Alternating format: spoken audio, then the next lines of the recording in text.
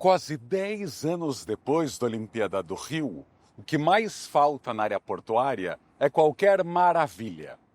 Sim, o Porto Maravilha é a anti-Copacabana, ou a anti-Zona Sul do Rio. Tem 2 torres espelhadas de escritórios aqui, as versões do Batatão paulistano. Mas não tem vida, quase não tem gente. Tampouco surgiu moradia e até os turistas ignoram estes murais aqui já desbotados. E olha, deve piorar, porque estão surgindo grandes condomínios bem fechados, do Minha Casa Minha Vida, que não se inspiram em Copacabana e que são apenas uma Barra da Tijuca de baixo orçamento. No episódio de hoje vamos falar do fracasso olímpico.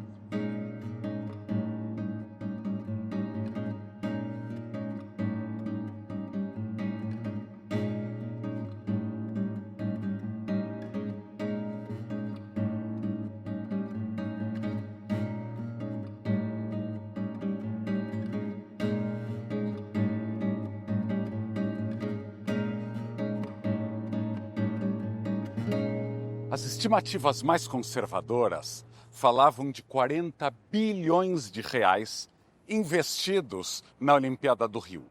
Tudo dinheiro público. Governo federal, estadual e municipal e grandes empresas. Eu sei que no Brasil fala-se muito de falta de planejamento ou falta de recursos, mas aqui teve tudo. Foi muito planejado.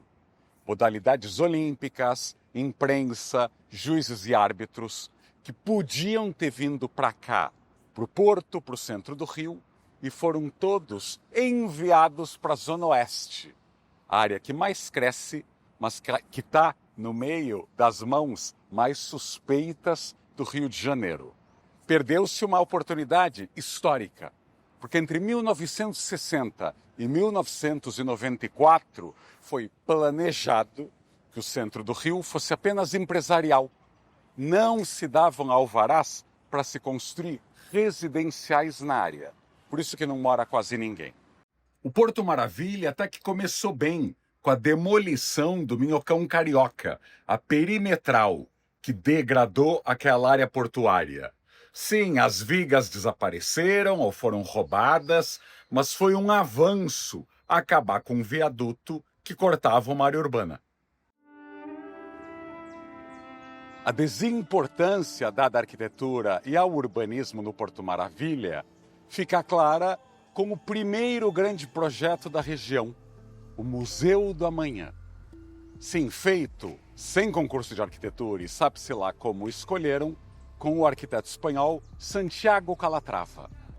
E assim surgiu esta barata albina, ocupando o Pier Mauá.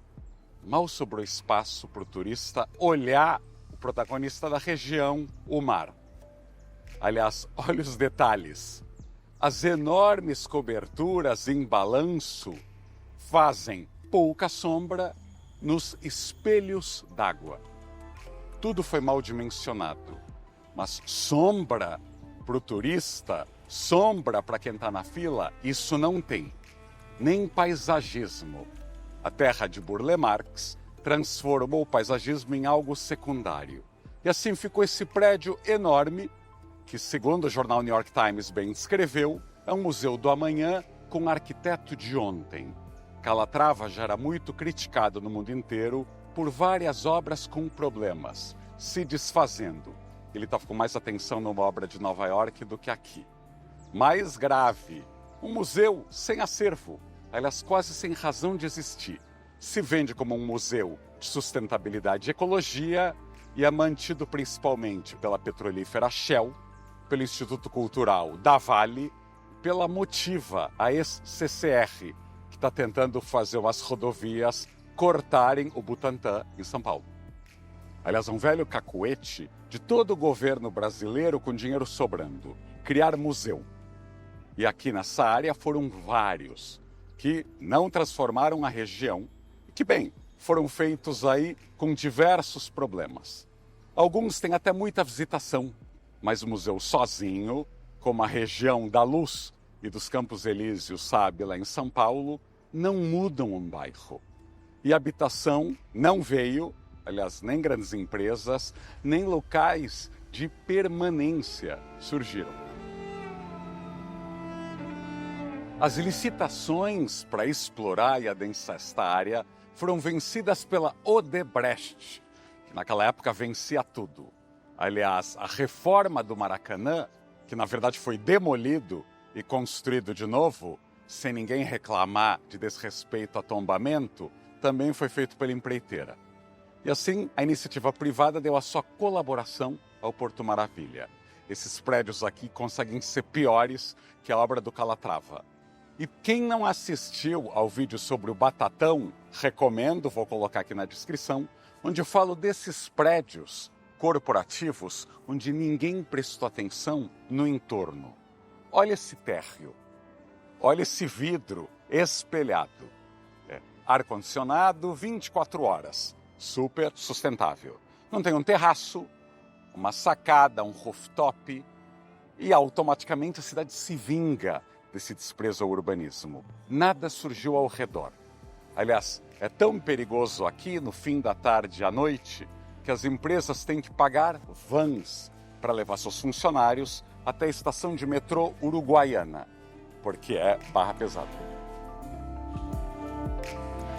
Aliás, o Rio é um raro caso onde as pessoas acreditam que os grandes investimentos virão depois da Olimpíada.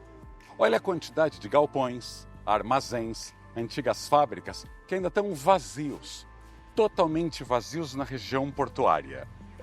Quando a gente olha para Puerto Madero, em Buenos Aires, e olha que eu já critiquei esse bairro aqui no canal, Puerto Madero em 10 anos já estava vivíssimo, com restaurantes, moradores, empresas, hotéis e turistas, mesmo na eternamente em crise Argentina. Você também pode olhar aqui no canal o vídeo sobre o Porto Digital, no Recife Antigo. O Recife faz o Rio de Janeiro chorar de inveja se a gente comparar os dois portos. E Porto Maravilha não é o nome mais cretino que surgiu no Rio nos últimos anos.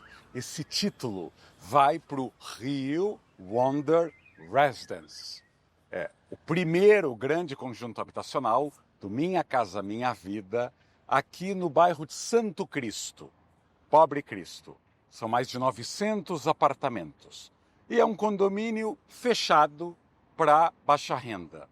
Eu acho que eles devem imaginar que quem mora em apartamentos de 32 a 42 metros quadrados não vai sair de casa. Sim, tem piscina dentro, mas não tem nem esquina. Sim, não tem o boteco na esquina, o comércio na esquina, nem a quitanda. Talvez o futuro aqui seja que todos os moradores queiram ter carros e usem carro para tudo. E como a gente sabe, o futuro começa a se construir agora, no presente. Que futuro vai ter uma área onde não tem comércio, onde não tem vida de rua? E aqui é uma autêntica PPP. Sim, é tudo dinheiro federal via Caixa Econômica. Aliás, o prefeito do Rio veio aqui no lançamento e na inauguração. Deve estar todo mundo orgulhoso do resultado. E 6 das 10 maiores incorporadoras do Brasil produzem exclusivamente para o Minha Casa Minha Vida, sem contrapartida de qualidade. Desculpa aí as viúvas do Stalin, mas são blocos soviéticos. Economizaram até na cor. Ainda bem que Vinícius de Moraes não está mais vivo, senão ele teria que achar um novo local para o seu título de túmulo do samba. Cadê a esquina? Aliás, as esquinas, que são várias aqui, sem vida e sem comércio. Imagina você voltando do trabalho às 6, às 7, às 8 da noite, tendo que caminhar por aqui. Imagina a vizinhança sombria que está sendo construída em pleno 2025, sem movimento e sem vida. Não é algo supérfluo se discutir a qualidade. Para quem já assistiu Cidade de Deus, sabe o que acontece com conjuntos habitacionais enormes que não foram bem planejados. E nesta mesma área, há 10 mil apartamentos em construção. Em outros 14 prédios, iguaizinhos. Pobre de quem tiver toque e morar por aqui. Eu consigo imaginar os empresários, os políticos, os técnicos que aprovaram tudo isso. Ninguém viu nada errado. Será que dizem, para pobre, tá bom assim? Desculpem o tom meio melancólico deste segundo vídeo da série Rio nas Alturas, mas não dá para se calar. Os eventos internacionais no Brasil têm dado pouquíssimo legado e muito rombo financeiro. Copa do Mundo, Copa Belém, Olimpíada. E sabe por quê? Mesmo 10 anos depois da Olimpíada, continuamos errando porque pouca gente criticou, pouca gente reclama. A maioria prefere se calar, dar de ombros ou tentar descolar um job com os mesmos políticos e governos que são fãs desse eventismo. Mas eu sou otimista. Ainda dá para melhorar muitos empreendimentos que estão saindo por aqui. Porque houve uma oferta generosa demais. Quem constrói no centro do Rio pode erguer prédios em Leblon e Ipanema. Ah, e Leblon e Ipanema merecem muito mais atenção, lupa da mídia e dos poderes do Rio. Sim, o Ipanemer ou Lebloner pouco visita Gamboa ou Santo Cristo, mas talvez, cobrando mais qualidade lá, mais gente possa criticar qualidade aqui. Carioca, fluminense e brasileiro em geral. Como melhorar esses conjuntos habitacionais do Minha Casa Minha Vida? Que não olhem apenas para dentro, mas que participem da vida da cidade. E como transformar de vez esse Porto Maravilha, que faça jus ao nome. Até porque de portos e áreas industriais e fabris caindo aos pedaços, o Brasil está cheio. E se melhorarmos aqui, tanto as obras privadas quanto as públicas podem servir aí de modelo para tantas outras regiões do Brasil.